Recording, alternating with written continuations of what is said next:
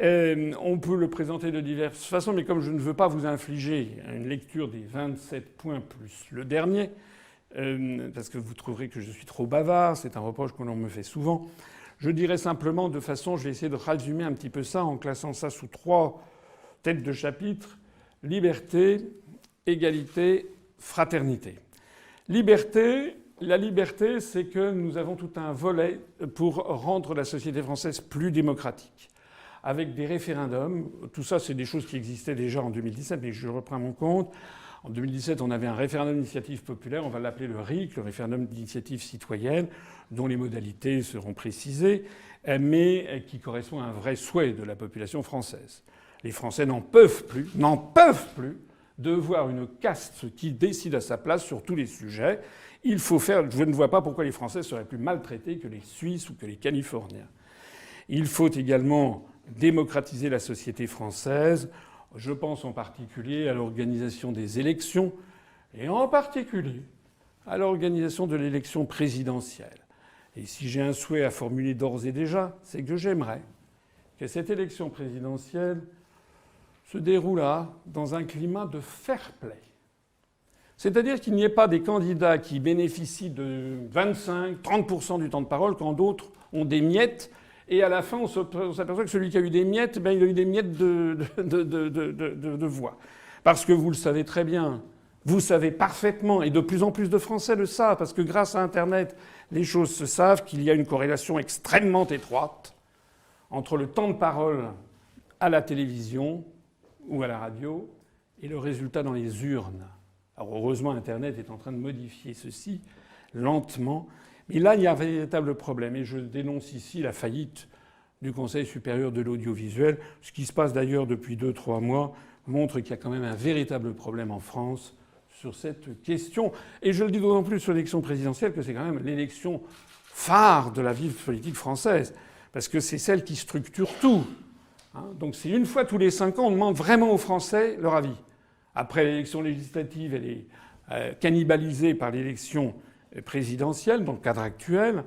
J'en profite pour dire au passage qu'on propose le retour au septennat pour l'élection présidentielle, mais au quadriennat pour les législatives, de telle sorte que l'on est à la fois on retrouve l'idée de départ de De Gaulle de la Ve République d'avoir un chef d'État qui est là pour assurer la stratégie à long terme. Je ne vois pas d'ailleurs pourquoi le président de la BCE est nommé pour 8 ans pour lui permettre d'avoir la stratégie à long terme et que le président français, on l'a rabaissé à 5 ans.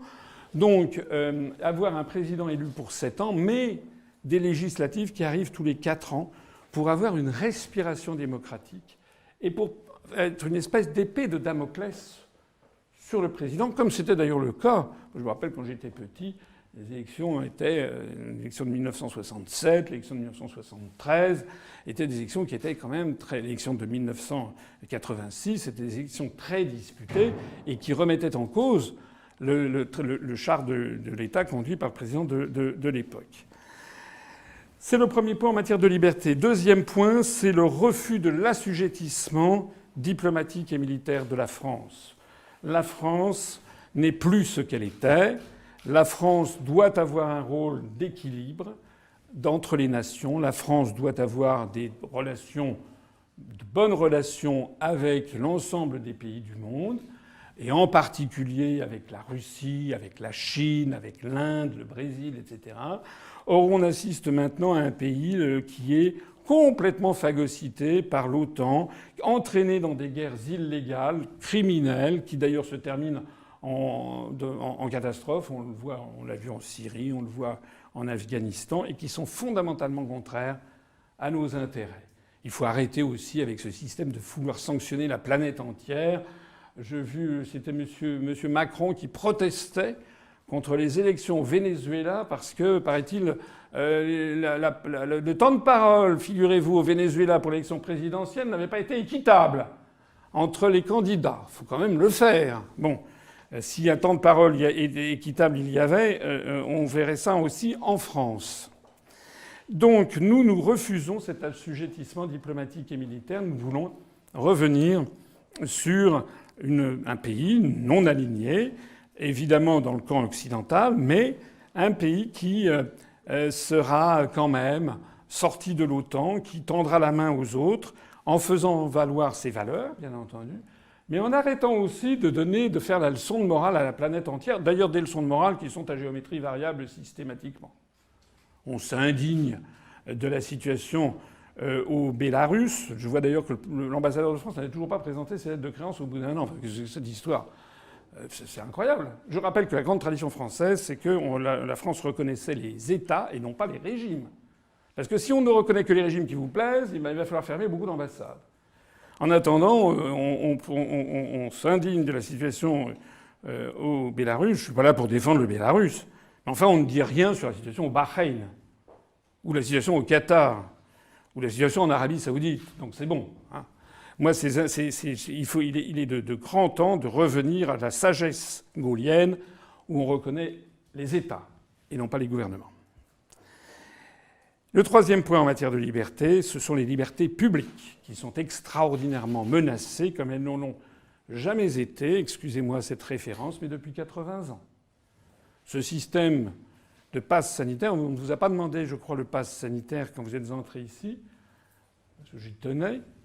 Vous n'êtes pas obligé de porter votre masque, vous pouvez le porter si vous voulez, mais finalement l'exemple vient d'en haut, puisque j'ai vu il y a quelques jours, c'était avant-hier, que M. Macron, après avoir fait de façon comme d'habitude extrêmement démagogique, s'étant travesti en joueur de foot, a fait une grande réunion à l'Élysée, une grande fiesta où il y avait des dizaines, centaines de personnes.